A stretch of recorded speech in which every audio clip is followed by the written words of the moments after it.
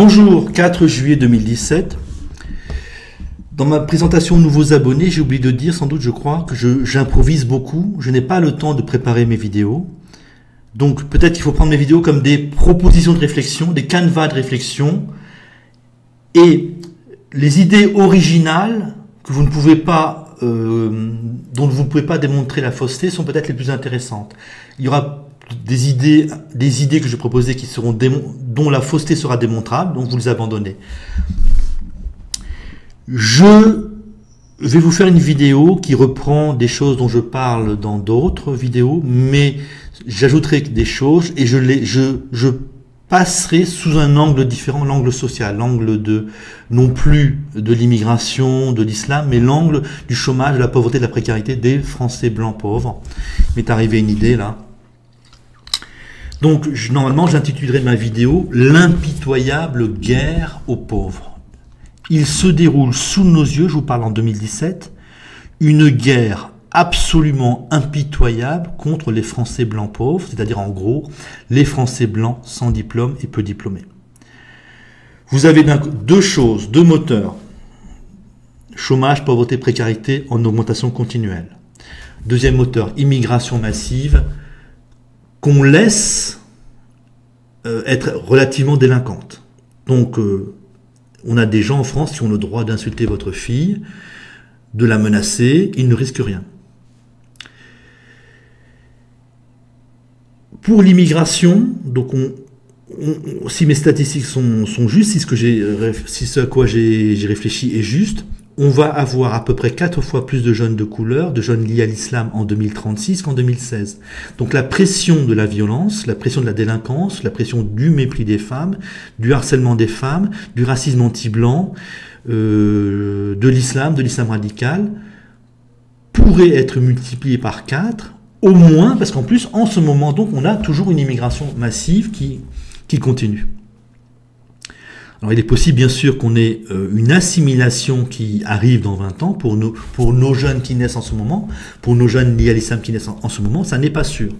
Imaginons qu'elle ne se fasse pas, donc vous pouvez anticiper la pression terrible qu'il y aura sur les Français blancs ordinaires, hein, une pression 4 fois plus forte qu'en 2016.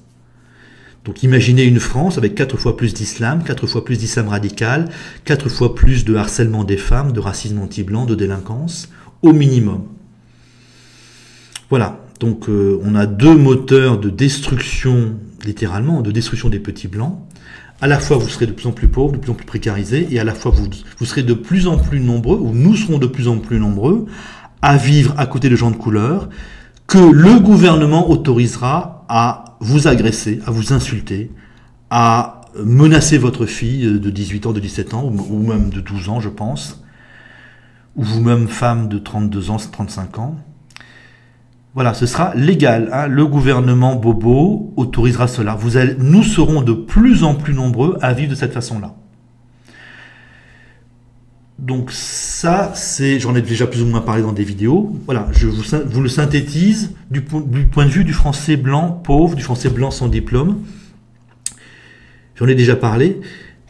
Une nouvelle chose, donc, on ajoute quelque chose de plus à cet écrasement du petit blanc. Maintenant, donc, Macron représente en fait l'alliance des bobos de droite et des bobos de gauche. C'est-à-dire l'alliance de tous les très diplômés, des plus forts sur le marché du travail, des 20-30% les plus riches, qui n'en ont rien à faire des 60%, des 70% les plus pauvres, et qui, je crois, on peut dire, les haïssent, les méprisent. Vous avez un nouveau phénomène, donc cette alliance bobo de droite et bobo de gauche fait qu'ils vont se soutenir, être unis, être soudés de plus en plus. Donc vous n'aurez plus le phénomène d'un journaliste de gauche qui aurait pu dénoncer un député de droite corrompu, ou un juge de droite corrompu, et inversement. Vous n'aurez plus de journaliste de droite qui pourrait dénoncer un député de gauche corrompu, ou un juge de gauche particulièrement méprisable. Ce phénomène-là se termine.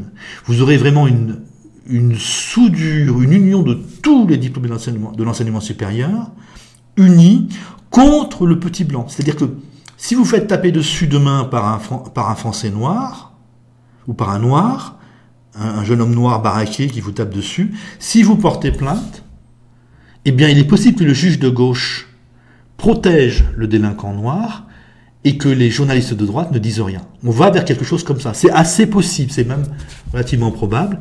Pour vous donner une idée de la monstruosité qui nous attend, je vais vous donner l'exemple que j'entends de temps en temps, c'est des petits blancs qui vont à l'école, dans des collèges et des lycées, dans des zones où il y a énormément de gens de couleur. Eh bien, ils sont persécutés littéralement par la majorité par des élèves noirs ou d'origine maghrébine, qui sont très majoritaires dans la classe.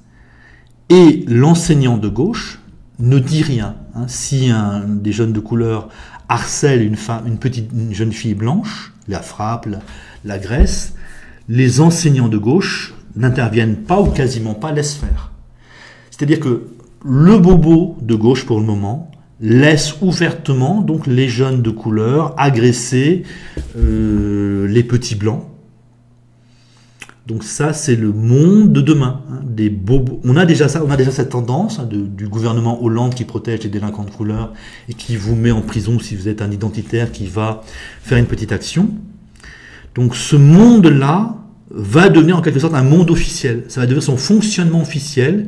Vous aurez tous les bobos de gauche qui laisseront tous les jeunes de couleur librement, enfin agresser, tabasser, enfin peut-être pas tabasser, agresser, insulter, mettre la pression sur vos enfants blancs hein, dans les écoles. Donc ça sera de plus en plus courant, puisqu'on aura de plus en plus de jeunes de couleur. Vous aurez vraiment l'alliance du bobo, des bobos, qui proposeront aux Français de couleur d'être pauvres, mais de pouvoir se déchaîner contre les petits blancs. Voilà le monde de demain. Donc, de plus en plus de Français pauvres seront pris là-dedans. Les Français qui ont de l'argent déménagent, les Français qui ont de l'argent dans les villes bobos vont probablement passer à leur sécurisation. Ils ont assez d'argent pour sécuriser leur ville. Ils vont peut-être résoudre le problème comme cela. Et vous aurez donc en quelque sorte les villes bobos, les grandes villes, les grandes métropoles régionales dites dynamiques, et autour donc des petites villes soumises à la délinquance, à la violence, à la pauvreté. Voilà le monde vers lequel nous allons. Hein. C'est assez probable. En tout cas, c'est la direction que nous prenons. Donc là, j'ai peut-être oublié quelque chose. Donc, sur le plan politique, vous aurez 4 groupes. Le groupe Bobo, hein, les diplômés de l'enseignement supérieur. Alors voilà, je retrouve le fil de mes idées. Donc, ça c'est le monde vers lequel nous allons. Un monde d'une violence extraordinaire pour les petits blancs qui vont souffrir énormément et les Français de couleur qui vont souffrir pas mal. Dans 3 ans, l'euro peut casser. En 2020, l'euro peut casser, la finance peut s'effondrer, peut décomposer les sociétés. On peut avoir un grand choc très bientôt. On devrait avoir un grand choc très bientôt qui va bousculer les sociétés, mais il est toujours possible que les bobos, que l'union des bobos réussissent à conserver le pouvoir et donc à changer de politique tout en restant au pouvoir, tout en continuant à mépriser les petits blancs et les Français de couleur. Ça, c'est assez possible. Donc, même un choc important dans notre société n'empêchera pas mécaniquement donc les bobos de continuer à diriger le pays. Ça change un petit peu avec ce que je pensais jusqu'à présent. Et donc finalement, au niveau politique, vous avez, je crois, 4 groupes. Les bobos, hein, la horde maudite. Vous avez les Français de couleur.